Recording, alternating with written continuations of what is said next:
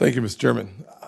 I will simply say that anyone who thinks that Republicans have not been the leading voices on funding the police and that Democrats have been the leading voices to defund the police, don't ask us, ask the police. Look around the country and see the devastating state of crime in America. Don't ask us, ask the people of the country who sides with the police and who does not. I will simply say that, Mr. Green, those are your comments. Those are your retweets. We would love to get you or Twitter to provide us with all your retweets or your tweets. We could have a serious conversation about that. But I'm not going to politicize that issue because I think there are other issues that are incredibly important. We will not see eye to eye on that issue. So let's talk about something that I think is equally important to those folks living in HUD homes. On April the 7th, despite bipartisan support from both sides of Congress to overturn the regulation, President Biden vetoed a resolution that would have reversed the EPA's WOTUS rule. In addition, this regulation will have a massive impact on farmers, ranchers, and small businesses across the country. I'm extremely concerned about the fact that potential impacts that this will have on affordable housing as well. This rule will require federal assessments on construction sites across the country by expanding federal authority over drainage ditches, water tanks, irrigation systems. Virtually every association responsible for building affordable housing, they're all ringing the alarm bells about how this regulatory overreach will create massive delays and higher costs. Would you agree with those organizations? Mr. Green. Thank you, Ranking Member Scott.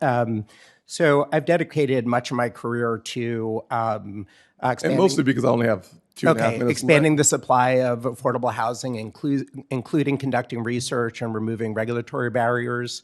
In my experience, and I think based on the research, most of the barriers that impede the supply of housing are state and local overly restrictive state and local land use reforms. I am generally familiar with the EPA actions you've described, but not enough to be able to provide an answer as to what Let me ask you a shorter question then. Do you think the federal government should be regulating every ditch in America? I do not. Okay, good enough for me.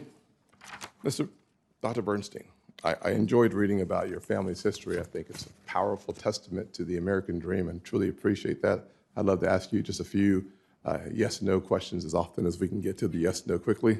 We both will benefit from that. Generally supportive of opportunity zones? Oh, absolutely. Okay, sounds great.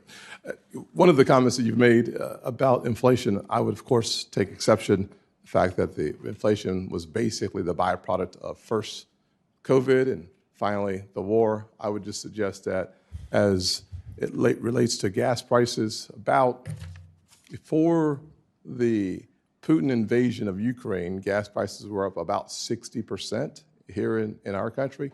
And so I would not put the burden of inflation simply on those two. I would also add on top of that $4 trillion of federal spending that led to the 9.1% inflationary effect. Something that you said in the Washington Post piece that you wrote in 2020 said that anyone who voted for the TCJA has zero credibility on deficits and should summarily be ignored, if not ridiculed. That would, of course, include every single Republican that's going to have a choice on voting for you or not.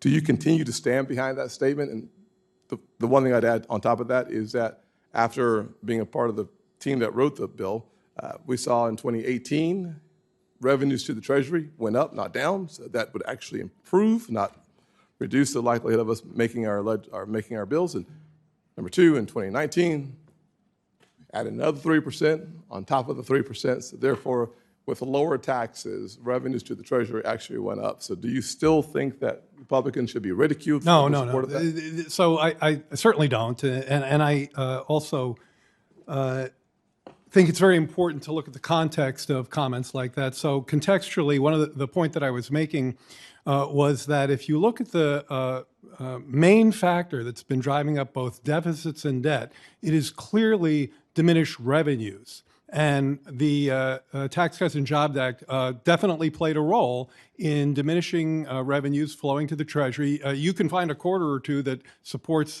your interpretation. Yes, sir. But it is widely, let me just finish. It is I widely won't, understood because I to have be the less case time left, so I'm just going to tell you that the we're taking my revenue time. factor is as Dr. I Bernstein, described. let me ask you one more question. Sure. So 4 quarters are what you have in 12 months, and 4 quarters, 12 months later, we had an increase in revenue, not a decrease in revenue. Then another 4 quarters in a row, we had another increase in revenue, not a decrease in revenue. So therefore, I would say that it's not a quarterly snapshot. It's actually a 12 months period of time where we saw more revenue coming to the Treasury, not less money coming to the Treasury. This is However, not a controversial issue, Senator. I agree with you on that part. So let me ask you my next widely question. Let me ask you my agreed next upon. question, by the way.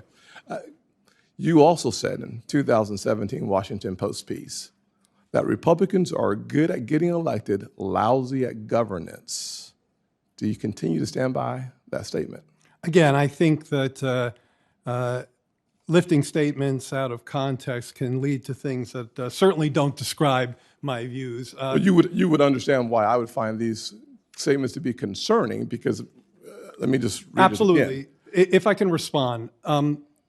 My entire professional career has been dedicated to working with people across the aisle to do precisely what you said in your opening comments, was to lift up the economic opportunities to everyday Americans, hand-ups over hand-outs. Yes. It's why I worked on opportunity zones with the Trump administration. It's why the letter from Republican former CEA chairs endorsed my nomination. And so I look forward, if confirmed, to continuing to working with you on policies that do precisely what I think meet both of our goals in that regard. I look for that as well. I would just suggest for you and future noms that while we're going to have strong disagreements on politics and perhaps philosophy, and we probably should because we don't see the world from the same vantage point, that's okay. Yeah. But to suggest that in the time of we live today that people should be ridiculed, taking that out of context, maybe, but probably not. I just think we should be very careful on how we, I try not to demonize the other side. I agree with you, I'm not Senator. talking about anybody personally. I'm just talking about politics. I agree with you, sir. Thank you, sir.